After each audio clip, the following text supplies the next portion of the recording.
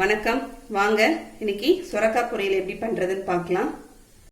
இந்த சைஸ் அளவுக்கு சுரக்காய் எடுத்து வச்சிருக்கேங்க. அதுக்கு ஒரு மீடியம் சைஸ் பெரிய வெங்காயம் எடுத்து வச்சிருக்கேன். இப்போ சுரக்காவை நம்ம கட் பண்ணிடலாம்.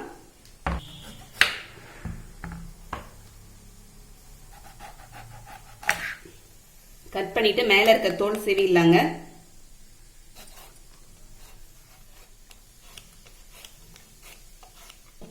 இப்போ சுரக்கால தோல் சீவி எடுத்து வச்சாச்சுங்க. இப்போ இதை நான் கழுவிட்டு வந்துடுறேங்க. இதை கட் பண்ணிக்கலாங்க. இது உள்ள பிஞ்சா இருக்கிறதுனால அப்படியே போட்டுக்கலாம். முத்தலா இருந்தால் உள்ள இருக்கிற அந்த விதையை எடுத்துடலாங்க. விதையும் அந்த சதை பகுதியும் கொஞ்சோண்டு எடுத்துடலாம். நம்ம அது மாதிரி தக்க பாஞ்ச மாதிரி இருக்கும். பிஞ்சா இருந்துச்சுன்னா நம்ம அப்படியே யூஸ் பண்ணிக்கலாம்.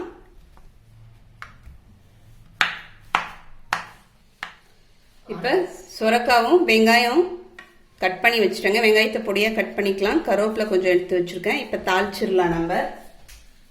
இப்போ ஸ்டவ்வில் ஒரு இரும்பு கடாய் வச்சுருக்கேங்க. அதில் ஒரு 2 ஸ்பூன் அளவுக்கு கடலெண்ணெய் சேர்த்துருக்குறேன். இப்போ எண்ணெய் காஞ்சிடுச்சு. நம்ம கடுகு சேர்த்துக்கலாம். 1 ஸ்பூன் அளவுக்கு கடுகுங்க. இப்போ கடுகு பொரியுது. உளுத்தம்பருப்பு சேர்த்துக்கலாம். ஒரு 1.5 ஸ்பூன் உளுத்தம்பருப்பு சேர்த்துக்கிறேங்க. ஒரு 1/2 ஸ்பூன் அளவுக்கு சோம்பு சேர்த்துக்கலாம். இப்போ கடுகு சோம்பெல்லாம் பொரிஞ்சிடுச்சு. நம்ம வெங்காயம் சேர்த்துக்கலாம். கூடவே கருவேப்பிலையும் சேர்த்துக்கலாங்க.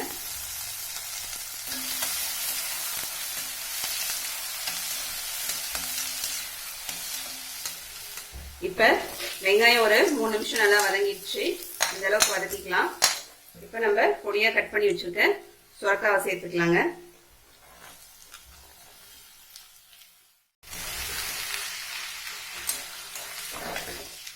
ஒரு 1/4 ஸ்பூன் அளவுக்கு மஞ்சள்தூள் சேர்த்துக்கலாம். ஒரு 1 ஸ்பூன் அளவுக்கு குழம்பு மிளகாய்த்தூள் சேர்த்துக்கலாங்க. ஏற்கனவே நம்ம சேனல்ல குழம்பு மிளகாய்த்தூள் போட்டிருக்கோம். அதோட லிங்கை டிஸ்கிரிப்ஷன் பாக்ஸ்ல கொடுக்குறேன். தேவையான அளவுக்கு உப்பு சேர்த்துக்கலாம். குழம்பு மிளகாய்த்தூள் இல்லைன்னா ஒரு 1/4 ஸ்பூன் அளவுக்கு வெறும் மிளகாய்த்தூளும் ஒரு 1/2 ஸ்பூன் மல்லித்தூளும் சேர்த்துக்கலாம். சேர்த்துட்டு தூள்லாம் சேர்த்துட்டு நம்ம ஒரு கலந்து விட்டுடலாங்க. இப்போ நம்ம இதுக்கு தண்ணி சேர்த்துடலாம்.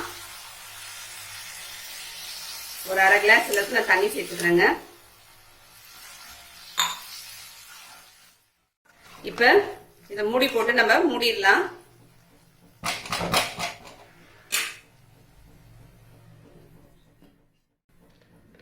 இப்போ நம்ம சுரக்காய் பொரியல்ல மல்லாட்டை போட்டு வேர்க்கடலை போட்டு பொடி பண்ணி போட்டோம்னா நல்லா இருக்கும் பொரியலுக்கு.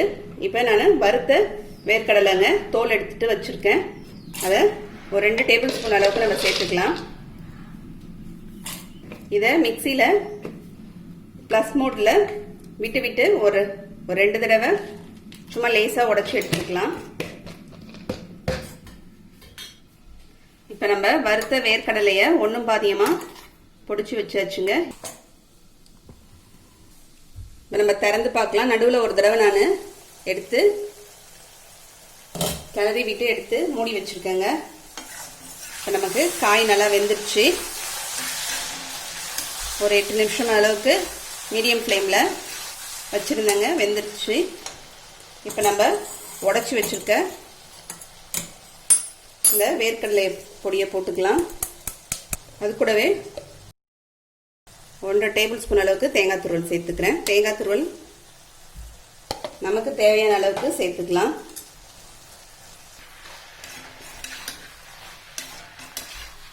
இப்போ எல்லாத்தையும் சேர்த்து ஒரு கலந்து விட்டு ஒரு 2 நிமிஷம் கழிச்சு நம்ம சுவிட்ச் ஆஃப் பண்ணிடலாம் ஸ்டவ்வை. இப்போ நமக்கு சுரக்காய் பொரியல் ரெடி ஆயிடுச்சுங்க.